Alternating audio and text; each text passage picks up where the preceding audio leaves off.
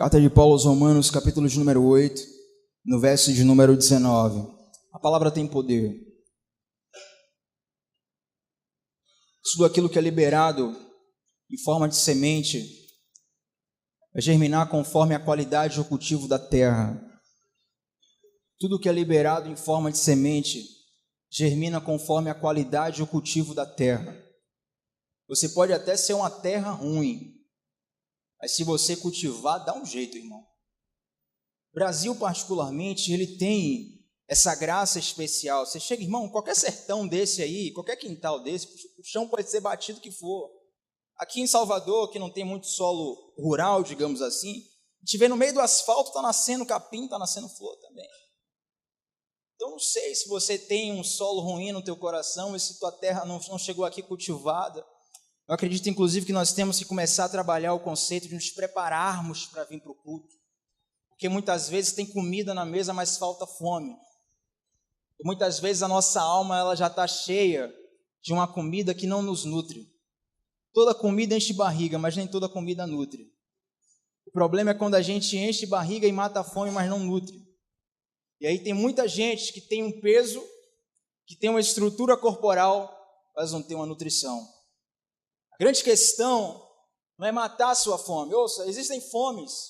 Fome sexual, fome financeira, fome emocional, mas nem toda forma de saciar essas fomes provém de Deus. Às vezes você está saciando tua fome, mas não está nutrindo a sua alma. Tem até um vídeo no YouTube específico, um cara ele fez um experimento.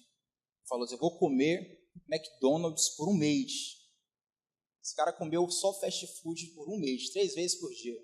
Alguns irmãos estão dizendo assim, eu recebo Jesus. Cheeseburger, egg burger, milkshake, batata frita, enfim, fast food durante um mês. E aí ele fez os testes de resistência antes de entrar nessa experiência e depois dessa experiência. O cara era um fenômeno para subir a escada de casa. Depois de um mês ele não conseguia mal subir o 3º degrau. A barriga dele estava cheia, mas ele não estava nutrido. Então é muito importante nós entendermos esse conceito nessa manhã. Tem comida na mesa, irmãos. Nós possamos nos alimentar do Senhor, amém? Romanos 8, verso 19. Eu vou ler primeiro na minha versão, a NVI, eu gosto muito.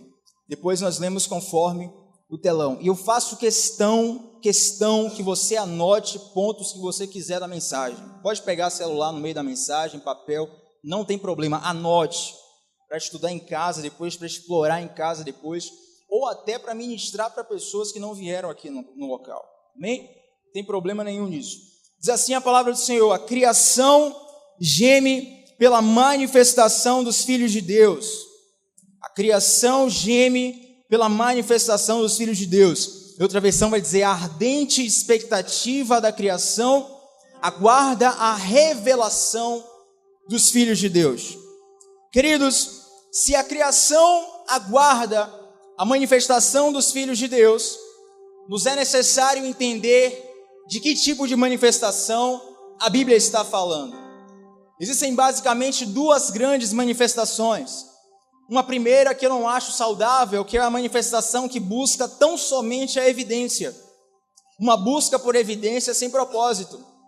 Certa vez um jovem me perguntou o que eu achava dele criar um canal no YouTube.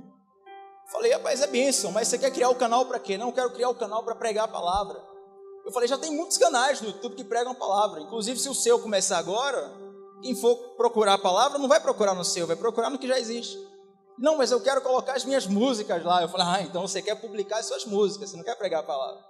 Não, mas eu acho que minhas músicas vão falar e tal. Vamos fazer o seguinte. Diz aí quantas almas você ganhou para Jesus esse ano. Não, nenhuma. Quantas almas você discipulou para Jesus esse ano? Nenhuma também. E aí eu falei para esse jovem, você não pode buscar uma evidência online se você não tem uma relevância offline. A grande questão do mundo de hoje é que o mundo de hoje busca uma evidência sem relevância. A rede social mais seguida e mais trabalhada entre todo mundo é o Instagram. A grande graça do Instagram é que qualquer feio fica bonito lá, irmãos. Meu Instagram é top. Você vai me visitar, você pensa, nossa, esse cara devia estar em Hollywood. Quando você chega ao vivo, é a decepção em pessoa. O Instagram, ele trabalha com filtros. Você coloca filtros, você edita fotos, você coloca uma legenda e, principalmente, você só publica a parte da vida que você quer publicar. O Instagram não é sua vida completa. O Instagram é a vida que você quer que as pessoas vejam que você tem. Essa é a exemplificação, talvez, máxima dessa geração que busca tão somente evidência. Nós vivemos, infelizmente, algumas datas recentes, o falecimento de alguns youtubers, alguns instagramers, recentemente por motivos variados, mas me chamou a atenção a história de uma moça que pegou câncer, e ela fala que o câncer que ela pegou foi fruto de uma dieta mal feita, uma dieta que ela fazia tão somente para ter um corpo bom aos olhos dela o suficiente para tirar fotos e publicar no Instagram. A busca por evidência é tão grande que a grande frase dos sonhadores nos dias de hoje é: eu quero ser famoso. Antigamente você perguntava numa escolinha: quer ser o que quando crescer?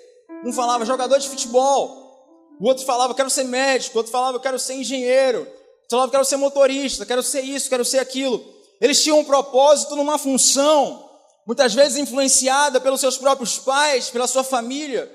Se você for perguntar a um pré-adolescente, a uma criança hoje o que ela quer ser, a grande maioria vai responder: eu quero ser youtuber. Ei, você quer fazer o que no seu canal? Não sei, a gente vê aí, vamos bolar um plano aí. Porque a busca é por ter uma evidência e não por externar um conteúdo. Entretanto, a igreja, os filhos de Deus, aqueles que recebem a revelação do Senhor, nós não podemos buscar uma manifestação apenas por evidência. Nós precisamos ser relevantes. Quem está me entendendo aqui nessa manhã? A evidência sem relevância é uma armadilha. Por quê? Porque a evidência é um instrumento que Deus dá. Muitas vezes Deus coloca a atenção sobre você para que você glorifique o nome dEle. Tinha aquele salmo que diz: preparas uma mesa para mim na presença dos meus inimigos. Essa mesa não é para você humilhar os seus inimigos, essa mesa é para que seus inimigos vejam em você a glória de Deus. Então a evidência, ela é um instrumento, a relevância é um propósito. Existe um livro, e me falha a memória agora o título do livro, mas que ele faz um questionamento muito interessante. Se a sua igreja saísse do seu bairro, o seu bairro sentiria a falta da sua igreja? Eu vou ampliar essa pergunta porque isso fala de igreja instituição, eu quero falar de igreja corpo. Se você sair de onde você está, as pessoas vão sentir falta de você, e eu não falo sobre você ser querido, eu falo sobre você ser relevante. Vamos abrir a Bíblia em Mateus capítulo 5, nos versículos 14 ao 16, e nós vamos perceber claramente o que Deus está tentando nos falar nesse início. Mateus capítulo 5, versículo 14 ao 16, diz assim a palavra do Senhor: vocês são a luz do mundo, uma cidade sobre o monte não pode ser escondida. Atenção, ninguém acende uma lamparina e a coloca debaixo de uma vasilha. Pelo contrário, ela é colocada no lugar adequado e desse modo brilha para todos. Vamos dar uma pausa aqui. Vamos ler de novo o versículo 15. Segunda parte. Pelo contrário, ela é colocada no lugar adequado e desse modo brilha para todos. Deus nunca te dá nada para você ter, Ele sempre te dá coisas para você fazer. Os instrumentos que Deus te dá não são instrumentos para você, entre aspas, tirar onda ou dizer que tem. Uma voz bela que Deus dá, como a de Marcos que estava ministrando aqui, como a de Paola que estava ministrando aqui, podem ser armadilhas se eles não entenderem o propósito. Porque a ideia da voz não é aparecer e trazer fama para eles, mas edificar pessoas. Então Deus costuma trazer a atenção do mundo para nós. Perceba que o versículo diz que Ele coloca a luz, a lâmpada no local adequado e desse modo essa lâmpada brilha para todos. Deixa eu abrir um parênteses aqui. Por que muitas vezes Deus trava coisas que você está pedindo? Deixa eu dar um exemplo. Imagina agora comigo que você é um rei. Você é um rei e tem um reino. E nesse reino existem 2 soldados. Não apenas 2, mas existem 2 soldados no nosso exemplo. Você é um rei, você tem um reino. E você pega esses 2 soldados Um soldado você vai colocar no local mais seguro do reino, o local onde tem o menor índice de criminalidade do reino inteiro. O outro soldado você vai colocar no local mais perigoso do reino, o local onde tem o maior índice de criminalidade do reino. Está todo mundo aqui comigo? Amém? Pergunta: os melhores armamentos precisam estar na mão do soldado que está no local mais tranquilo ou no local mais perigoso? O melhor treinamento precisa ser dado a quem está no local mais tranquilo ou mais perigoso? A melhor instrução, enfim, a mesma resposta. Todos vocês pensaram como eu. O que está no local mais perigoso, ele precisa de mais equipamento, ele precisa de mais treinamento, ele precisa de mais instrução, ele precisa até de uma liberdade maior para fazer coisas que não estavam no script, porque ele está no local perigoso. A grande questão é que às vezes a gente pede coisas a Deus, armamentos pesados, mas a gente quer continuar no lugar de calmaria. Deus não dá armamento para a gente tirar uma selfie no Instagram e dizer que bomba. Deus nos dá instrução para a gente dizer para os outros que nós temos revelação, o outro não tem. Deus não nos dá equipamento para que a gente pose e deixe lá no armário. Eu fiz karatê, faço sempre questão de falar, cadê Gabriel? Cadê Gabriel? Eu fui campeão baiano de karatê, irmãos. Eu tinha 10 anos, era faixa branca, mas ganhei o campeonato. E eu lembro que o meu sensei, ele foi campeão mundial, ele é muito respeitado, o sensei Getúlio Pinho, um abraço, foi campeão mundial. Eu lembro que ele falava uma coisa muito interessante, para quem era faixa marrom e estava para passar para faixa preta. Vocês sabem que nas artes marciais não existe uma regra obrigando ninguém a passar. Quem te dá uma faixa superior é o seu mestre. Então ele sempre falava para os faixas marrons que iam virar faixa preta: eu não vou te dar uma faixa preta para você parar de vir para a academia, pendurar a faixa no seu guarda-roupa e se aposentar. Eu penso que muitas vezes Deus não nos dá uma faixa preta porque Ele sabe que se nós pegarmos aquele instrumento, se nós pegarmos aquele reconhecimento, a gente vai pousar e não vai utilizar. E Deus nunca nos dá para a gente ter, Ele nos dá para a gente fazer. Vamos continuar no versículo aqui. Existe um propósito em você estar aonde você está. Eu quero abrir outro parêntese aqui. Muitos de nós estamos orando a Deus e sistematicamente eu encontro pessoas orando a Deus para que Deus nos tire do local onde nós estamos. Como foi que nós oramos nessa manhã? Deus não enche lugares, Deus enche pessoas. E quando Deus quer encher lugares, Ele enche pessoas e envia a esses lugares. Portanto, não nos cabe reclamar de locais áridos se flui um rio de água viva dentro de nós. Não nos cabe pedir a Deus: Senhor, me tira de lá porque está difícil. Não, você precisa entender que você está lá justamente por causa disso. Mas Tiago, é muita perseguição, é muita luta, eu não consigo. Você vai conseguir, o Senhor te colocou lá para isso. Uma luz, ela é colocada no local certo. Deixa eu te dizer, irmão, esse exemplo aqui, quem te coloca é o Senhor Jesus, e Ele não erra de lugar. Ele não erra de lugar. Deixa eu dizer outra coisa para vocês. Aproveitar o exemplo da arte marcial. Na arte marcial, não existe apenas campeonatos por idades ou por peso. Normalmente nos esportes você vê, né? Sub isso, sub aquilo. Nas artes marciais você tem as categorias de peso. O cara que é pesado não vai lutar com um cara que é do naipe de Elcio, glória a Deus, aleluia. Né? Não vai. Mas além disso, existe a divisão por faixa. Vou pegar um exemplo que todos vão entender. As pessoas que são campeãs mundiais de jiu-jitsu na faixa roxa. Pessoas que são campeãs mundiais de jiu-jitsu na faixa marrom. Pessoas que são campeãs mundiais de jiu-jitsu na faixa preta. Por quê? A divisão de faixa equilibra a luta.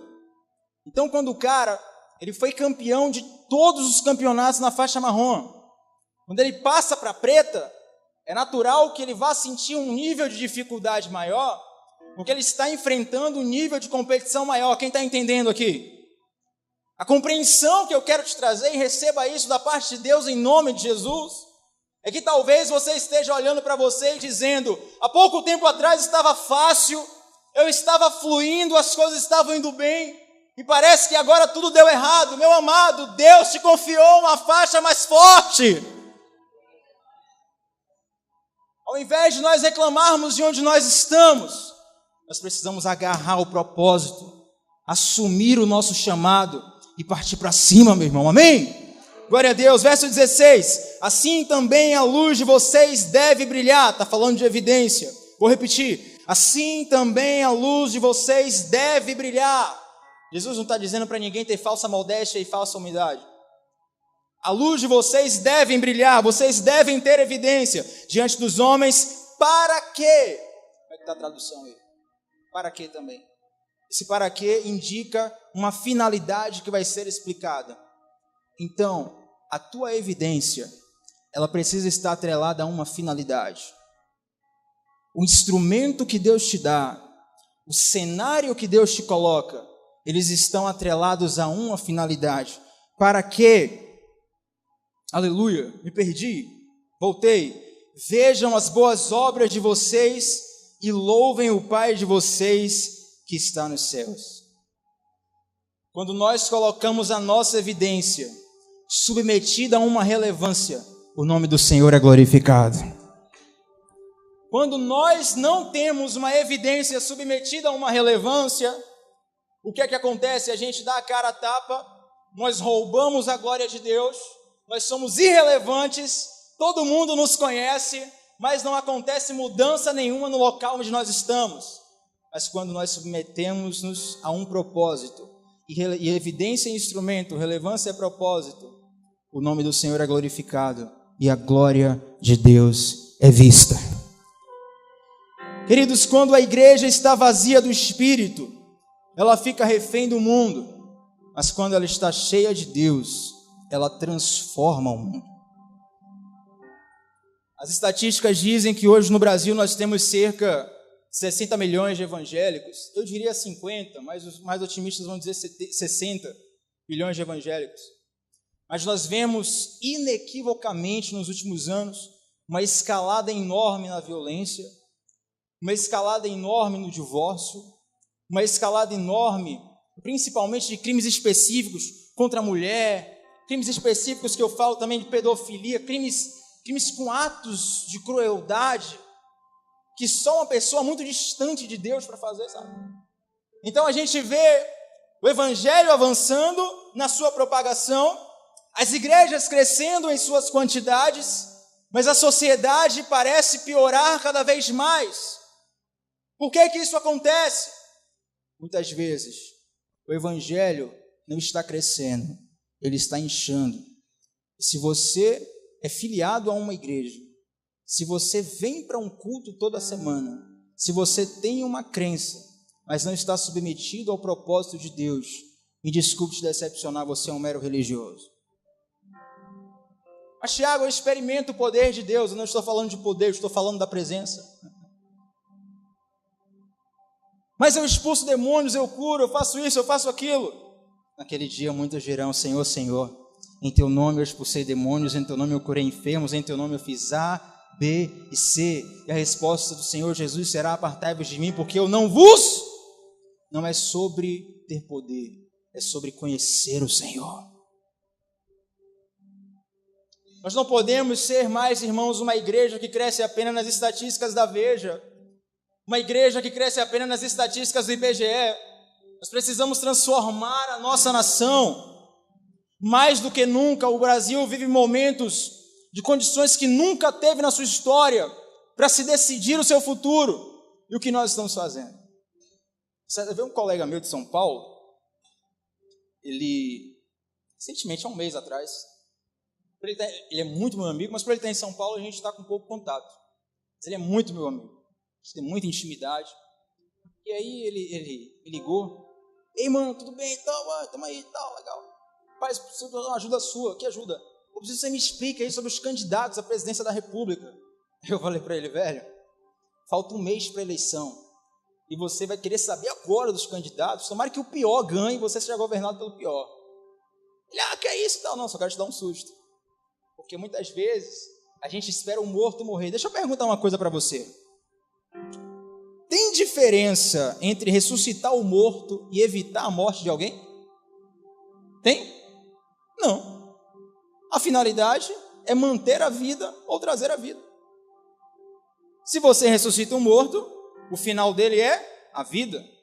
Se você evita a morte de um doente, o final dele é a vida. O problema é que a nossa compreensão limitada de evangelho nos faz muitas vezes esperar o morto morrer, desculpe a expressão, para poder clamar ao Senhor. Mas o Senhor também quer levantar a igreja como remédio dessa nação. Mais do que restaurar lares, o Senhor quer levantar casais sarados. Mais do que salvar pessoas, salvar jovens do mundo, o Senhor quer consolidar crianças e adolescentes e jovens que cresçam e vivam a sua vida inteira na presença de Deus. Meus irmãos, ou nós assumimos um papel de plena relevância na sociedade que nós vivemos, ou então essa janela vai passar e o evangelho será descreditado na nossa nação. O Brasil ainda não viveu um avivamento como a Europa viveu. O Brasil não viveu um avivamento como os Estados Unidos viveu. Mas se você pegar esses países, Europa continente, os Estados Unidos país, se você pegar essas regiões, principalmente a Europa, o evangelho está praticamente morto lá. As pessoas vivem um pós-cristianismo. Se você pegar a história da Europa, a Europa ocidental ela foi construída com uma base cristã, mas aos poucos essa base cristã foi sendo esquecida. E a igreja continuou sendo evidente nos livros de história, nos livros de avivamento, mas deixou de ser relevante nos locais onde elas estão. Se o Senhor nos plantou aqui agora, Ele tem um motivo pleno e um motivo claro, e nós precisamos nos posicionar a esse respeito, amém? Glória a Deus. Eu gostaria que você abrisse a Bíblia comigo, no livro de Oséias, no capítulo de número 1, verso 2, nós vamos trabalhar algo rapidamente nesse versículo, Oséias capítulo 1, verso 2, quando o Senhor falou no princípio por Oséias, disse o Senhor a Oséias, vai e toma uma esposa, uma mulher de prostituições e filho de prostituição, porque a terra se prostituiu apartando-se do Senhor. Existe algo aqui, deixa eu contar em um minuto o contexto que se insere o profeta Oséias. Quando Salomão morre, os seus dois filhos não, o reino, perdão, abstrai. O reino, ele é dividido em dois.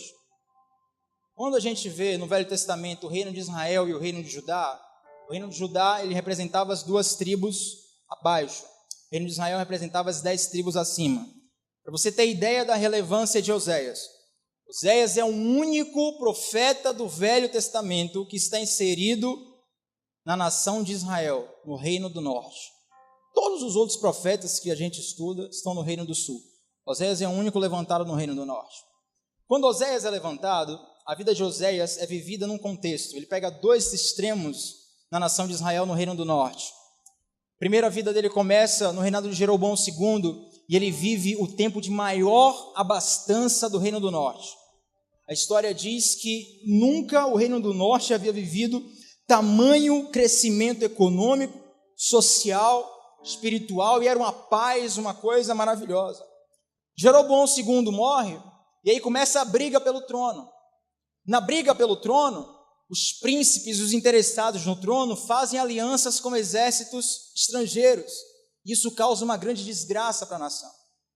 Então Oséias, ele pega o auge econômico e social do reino do norte, e ele vive também a maior catástrofe e miséria desse reino. Não sei se você está vendo uma coincidência, mas você está inserido num país nesse contexto. Se você for observar os últimos 15 anos do Brasil, o Brasil viveu o seu auge econômico, ou um dos seus auges econômicos, onde o poder aquisitivo de quase todo mundo cresceu, onde as pessoas puderam ter acesso a coisas que elas nunca tiveram acesso, e na mesma velocidade que o país cresceu e as pessoas aumentaram o seu poder e sua renda, o país entrou numa crise e nós estamos vivendo uma das piores crises econômicas da história da nossa nação. Agora a pergunta é, quem vai ser o Oséias que o Senhor vai levantar? Mas eu não estou falando de um messianismo político, eu estou falando de você ter o espírito de Oséias e se levantar onde você está. Tiago, eu quero, eis-me aqui, quero ser profeta e tal. Mas a pergunta é, você será capaz de obedecer ao comando do Senhor? Porque olha o que o Senhor fala com Oséias, bota aí, Oséias capítulo 1, verso 2. casa com a mulher de prostituições. Em algumas versões está escrito uma mulher adúltera. Irmãos, se nós fôssemos ler o livro de Oséias, nós íamos perceber, a coisa não é simples assim não. Uma vez eu estava pregando esse texto, aí o irmão ia falar no final assim, mas aí também é preconceito, né? Porque a gente não pode julgar o passado de ninguém. A mulher pode ter tido um passado difícil, mas aí agora ela se recuperou, né? Profeta não, meu irmão. Deus manda Oséias pegar uma mulher prostituta, casar com a prostituta, e a prostituta continuaria prostituta. Então, como era o café da manhã na casa de Oséias? A mulher colocava o café para ele tomava o café, saía para o templo. Amor, vou ministrar no templo, o profeta. E a mulher falava, vou ministrar no cabaré, sou prostituta. Ela continuou se prostituindo. Velho, que coisa chocante, como é que tem isso na Bíblia? Qual a finalidade disso, Tiago? Deus queria que Oséias sentisse o que ele estava sentindo com a nação de Israel. Irmãos, o que é que eu quero trazer aqui? É que para sermos uma geração de libertadores, para sermos uma geração relevante nesse tempo, para sermos pessoas que fazem verdadeiramente a diferença, nós temos que estar dispostos a sentir o coração de Deus, inclusive nas suas lágrimas. Inclusive nas suas lágrimas. Porque o chamado e a glória dos chamados são muito desejados, mas os processos muitas vezes são recusados.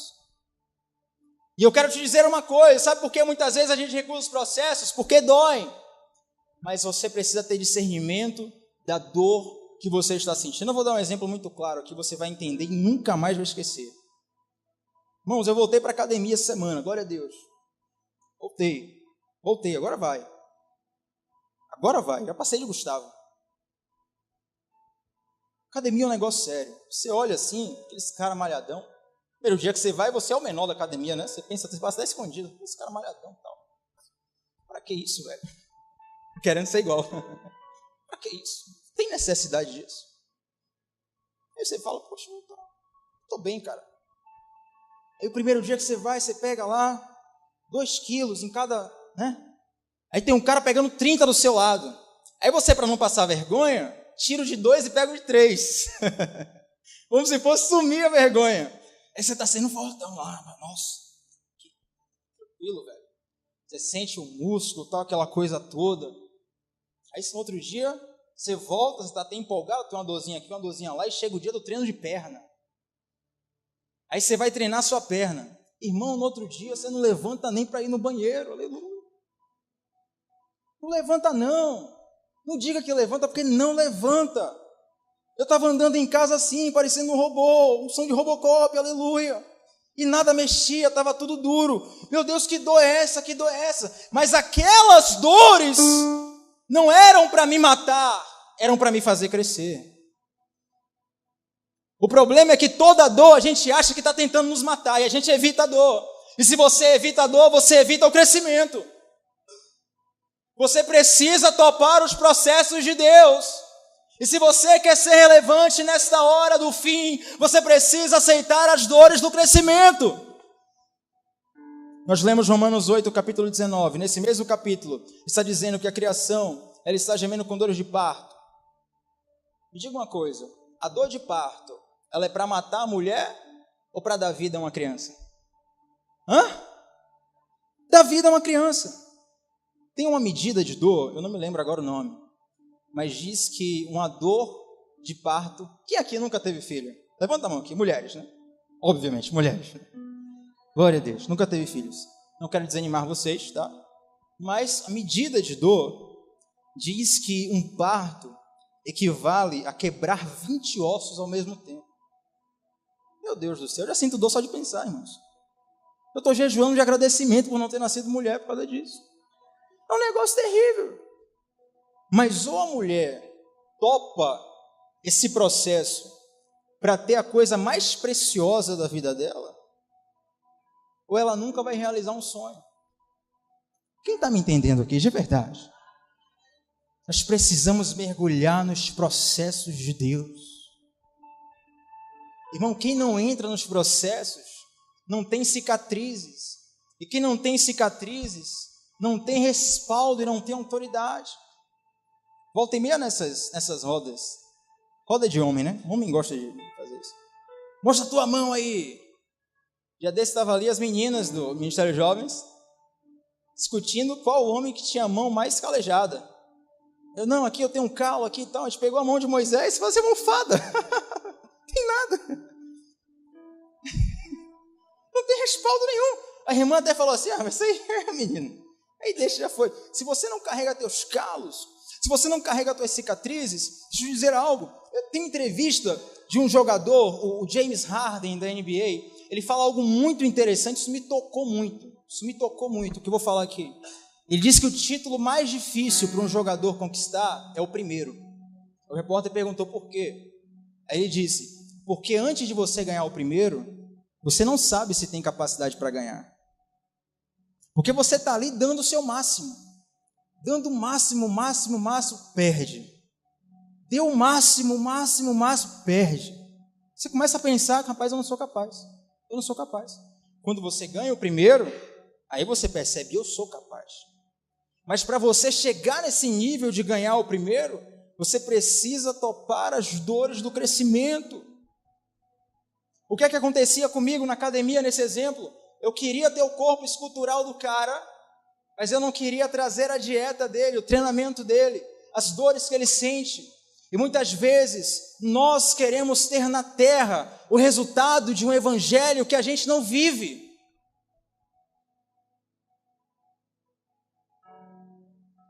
A gente quer que o Brasil se transforme numa coisa que nós nem somos dentro de casa.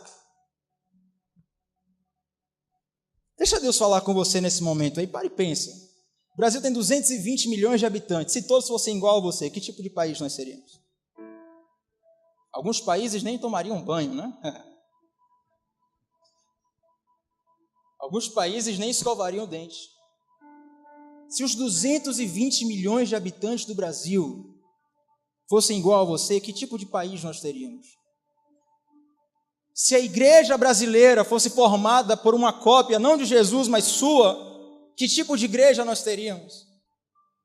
Queridos, me desculpem, mas eu não vim aqui para te trazer, para te puxar aplausos, eu vim aqui para te trazer uma reflexão, para te plantar algo forte.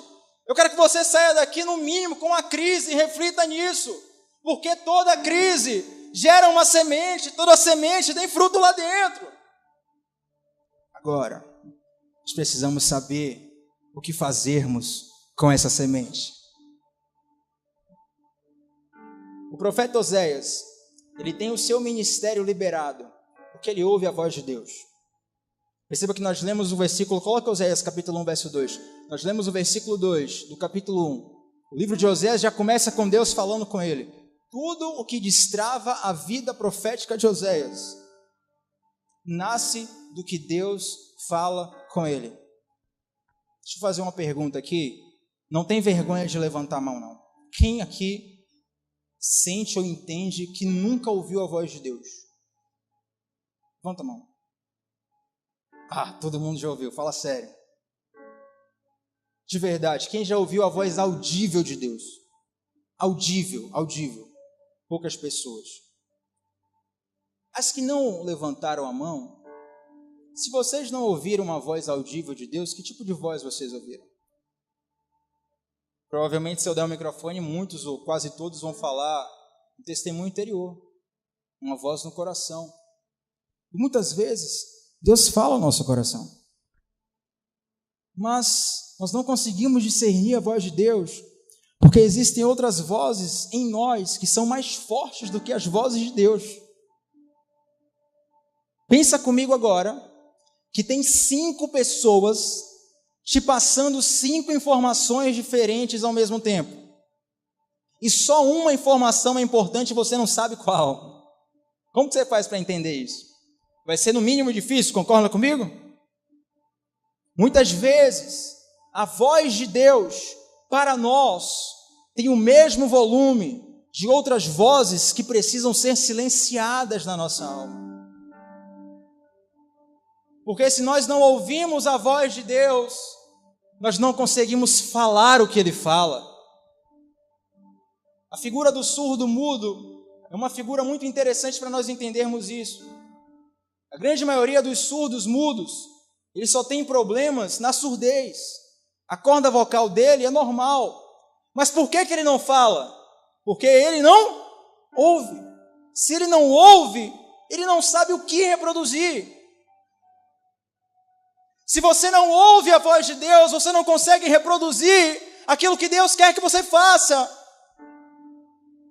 E nós precisamos, em nome de Jesus, desentupir os nossos ouvidos espirituais, calar algumas vozes que precisam ser caladas em nós e deixar Ele falar profundamente aos nossos corações. Mas, Thiago, eu tenho uma impressão que talvez, quem sabe, já tenha ouvido a voz do Senhor. Como que eu faço para saber? Você precisa se habituar a ouvir a voz de Deus. Você está num show de rock bem pesado. Você está perto da caixa de som. Eu já achei bastante interessante, as pessoas conversam gritando. Por quê? Porque elas não conseguem se ouvir. Então elas estão gritando: ei, compra uma coxinha para mim. Coxinha. Amanhã eu te dou o dinheiro. Daqui a pouco a banda para de tocar, a pessoa não para de falar, ela está gritando. Quem já viu isso aqui? Porque lá o som está alto, ela tem que gritar o tempo todo. Imagina que muitas vezes Deus está falando contigo, mas tem sons tão altos na sua alma. Mas eu tenho certeza que se você estiver num show de rock, ou até num show de arrocha, aí tua mãe chegar com um cabo de vassoura dizendo: passe aqui, menino, você passa na hora. Por quê? Porque você reconhece a voz da sua mãe. Porque você está acostumada com aquela voz. Quer ver algo mais forte, lindo? É quando uma mulher está grávida e o pai chega perto da mãe. Gente, a criança não sente cheiro do pai, pelo menos que eu saiba, né? Sente? Sente? Não sei, cadê a barriga? Vamos dizer que não. Mas ela reconhece a voz. A minha irmã, quando ela estava grávida, achava interessante que eu chegava perto dela. A minha sobrinha, ela tinha uma reação, mas era uma reação muito mais contida. Quando o pai chegava perto, a reação era muito mais, era uma coisa diferente. Aí o pai cantava, era aquela coisa. Então ela está acostumada a ouvir a voz do pai, acostumada. Tiago, pensa que está falando de costume. Pega isso em nome de Jesus. Você não faz uma dieta saudável num dia só. Não tem uma dieta que te salve num dia só. Vou fazer uma dieta amanhã. Aí você faz. Aí no outro dia você volta a comer porcaria. Você mudou de vida? Adiantou alguma coisa? O problema é que muitas vezes a gente pega a palavra e faz como uma dieta de um dia só. E Deus está querendo te trazer para um local onde você tem uma rotina com Ele, até que você se acostume com a voz dEle, porque quando Ele fala ao seu coração, você tem o que falar para as pessoas. Quando Ele rompe a tua surdez, que é um defeito, você que tem as cordas vocais normais consegue reproduzir algo que está dentro de você. A boca fala o que? O que? Está cheio. Se o teu coração não estiver cheio de Deus, a tua boca não reproduz Ele, meu irmão. Eu quero falar algo aqui para terminar. O livro de Gênesis nos mostra algo muito interessante. Eu quero que você grave isso no seu coração. Eu quero que você rumine isso e viva isso. O livro de Gênesis, no capítulo 1, verso 26, a Bíblia diz que Deus cria o homem e dá a ele um comando. Vamos no texto. Disse Deus: façamos o homem a nossa imagem conforme a nossa semelhança. Domine ele sobre os peixes do mar, sobre as aves do céu, sobre os animais domésticos, sobre toda a terra, sobre todo o réptil que se arrasta sobre a terra. Até o 28, vamos lá. Criou, pois, Deus o homem à sua imagem, a imagem de Deus o criou, homem e mulher os criou. Então Deus os abençoou e lhes disse uma voz: frutificai e multiplicai-vos, enchei a terra e, bem alto toda a igreja, enchei a terra e dominai sobre os peixes do mar, sobre as aves do céu, sobre todos os animais que se arrastam sobre a terra. Deixa eu te falar algo. Deus é criador, o homem é criatura, a terra é criatura. Mas a Bíblia diz que os céus são os céus do Senhor, mas a terra Ele deu aos filhos de Adão. Não é que Deus é limitado ou Deus esteja impossibilitado, mas Deus nos autorizou o comando da terra. Essa semana eu publiquei um texto no Instagram e eu dei um exemplo bem brincalhão para que se entenda. Teve até um irmão que falou assim, teologicamente está errado. Eu falei, não, é só para você entender agora. Relaxa aí. A Bíblia diz que a primeira coisa que Adão fez foi dar nome às coisas. Dar nome aos animais. Falar. Exercer autoridade através da declaração. Agora eu te pergunto, por que no Éden Adão chegava perto do leão, perto do elefante, perto do rinoceronte e nada acontecia a ele? Simples. Porque a terra reconhecia na voz de Adão o timbre de Deus.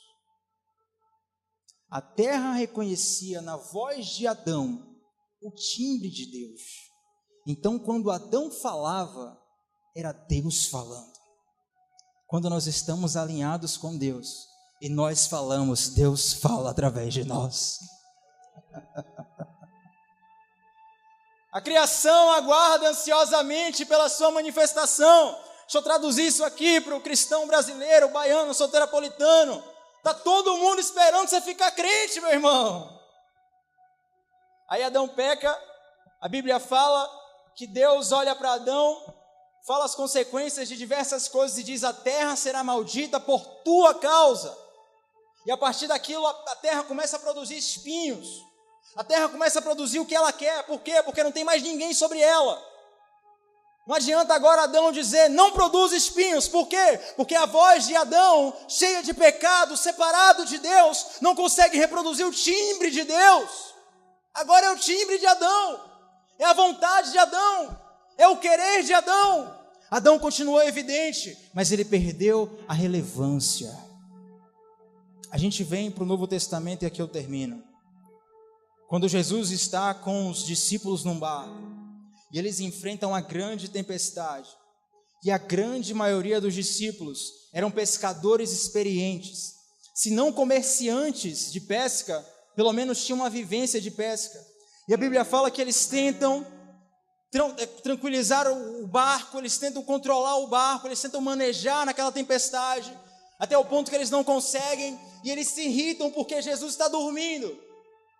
O que é que Jesus faz? Jesus se levanta e vai manejar o barco? Não! Jesus levanta uma voz e diz, vento, aquieta-te, mar, acalma-te. Agora eu te pergunto, por que o mar não obedeceu à voz dos discípulos, mas obedeceu à voz de Jesus? Porque a natureza reconheceu na voz do segundo Adão o timbre de Deus. Ah, Tiago, é só para Jesus então? Não, querido. Eu quero te dizer que em Mateus capítulo 16, quando ele faz a pergunta a Pedro, e sob uma revelação de Pedro, dada pelo próprio Deus, Pedro fala, tu és o Cristo, filho do Deus vivo. Jesus disse, eu vou te dar as chaves do meu reino. A mesma autoridade que outrora estava sobre Jesus está sobre nós. O mesmo timbre que estava sobre a voz de Jesus está sobre nós. O mesmo poder, a mesma autoridade que estava sobre o primeiro Adão, que foi perdida, foi recuperada pelo segundo Adão, hoje está sobre a igreja. O Brasil não vai mudar com um novo político, o Brasil não vai mudar com um novo partido, o Brasil não vai mudar se Neymar ganhar o Hexa, o Brasil vai mudar se a igreja do Senhor ser relevante, se posicionar e expressar aquilo que Deus plantou nela. Fica de pé em nome de Jesus. Oh Senhor, oh Deus, oh Deus, oh Senhor Jesus.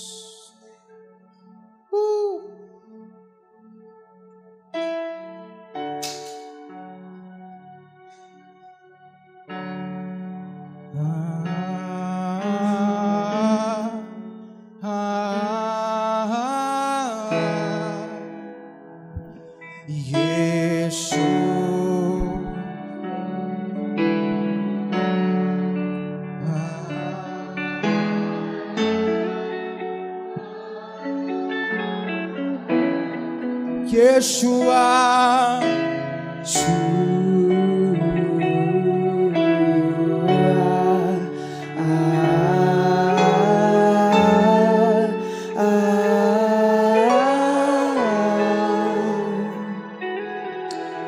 A criação aguarda com muita ansiedade pela manifestação dos filhos de Deus.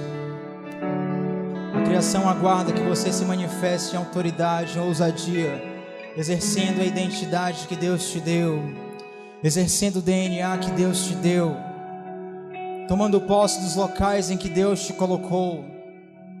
O Evangelho, ele é altamente empoderador, ao mesmo passo que ele te faz habitar num local de dependência do Senhor. Eu não sei aonde Deus te colocou, eu não sei as profissões de ninguém, ou quase ninguém.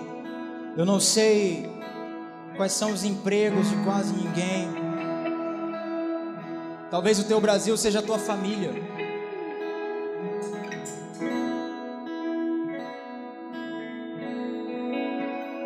Mas o Senhor está liberando uma ousadia sobre esse lugar nessa manhã. Eu gostaria que viesse aqui quem quer receber uma oração especial de capacitação nessa manhã, para fazer a diferença em nosso país. Vem aqui à frente nesse momento, nós vamos orar por você.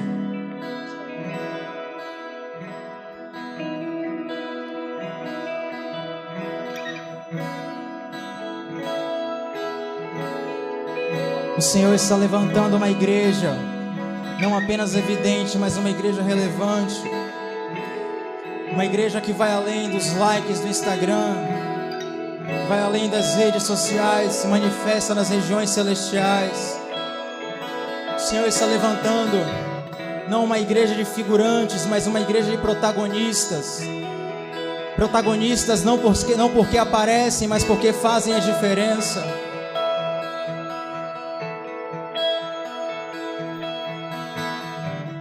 Eu sinto o Senhor Deus ressuscitando chamados nessa manhã. Aleluia. Eu vejo o Senhor Deus trazendo corações de volta ao primeiro amor. Eu vejo o Senhor Deus despertando pessoas. Porque existem dois grandes tipos de pessoas: os que fazem parte do problema e os que fazem parte da solução. Nós precisamos decidir fazermos parte da solução. E deixa eu te dizer, dura coisa é quando quem tem a solução não se posiciona. Pior do que não existir solução é você ter a solução e não usar. A solução do mundo foi dada para o povo de Deus. A autoridade para mudar a história foi dada ao povo de Deus. Em momentos de crise, pessoas posicionadas precisam se levantar. Comece a orar nessa manhã. Comece a orar que Deus está ministrando no seu coração. Comece a orar que Deus está ministrando no seu coração.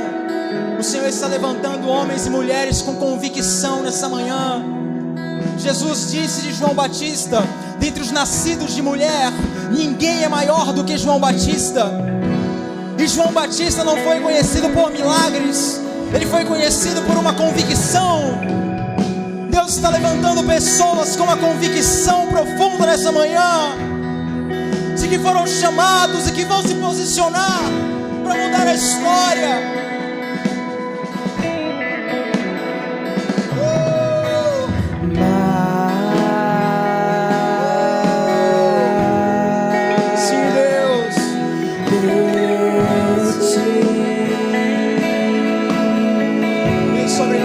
Capacita, Senhor Jesus. Nos posiciona, Senhor Jesus. Nos posiciona, Senhor Jesus. Manifesta a tua glória através de nós e em nós. Menos de mim, menos de mim. Que as vozes que têm que ser caladas no teu coração sejam caladas.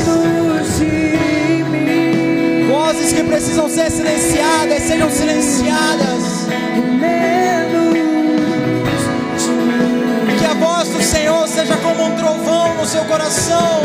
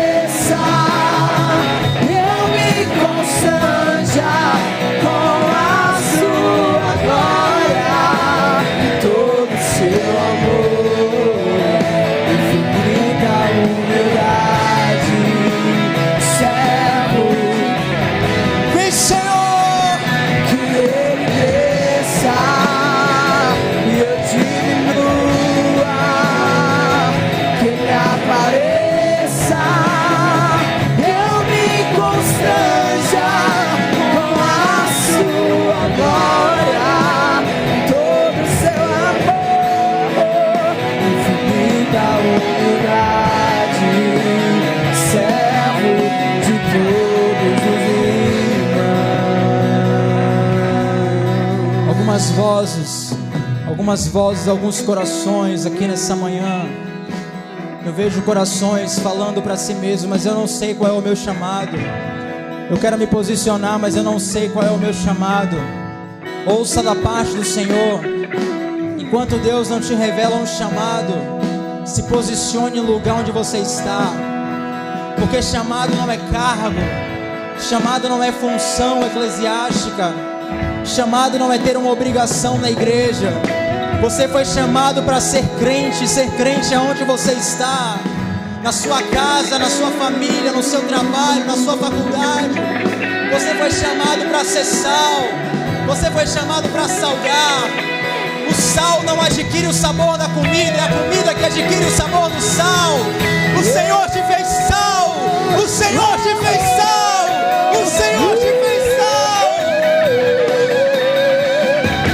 Que Ele cresça e eu diminua, e que Ele apareça e eu me constranja com a sua glória, todo o seu amor, infinita humildade, servo de todos os irmãos. Que Ele cresça e eu diminua, que Ele apareça, eu me constranja com a sua glória e todo o seu amor, infinita humildade, servo de todos os irmãos. Você pode se assentar, você pode se assentar. Louvado seja o nome do Senhor.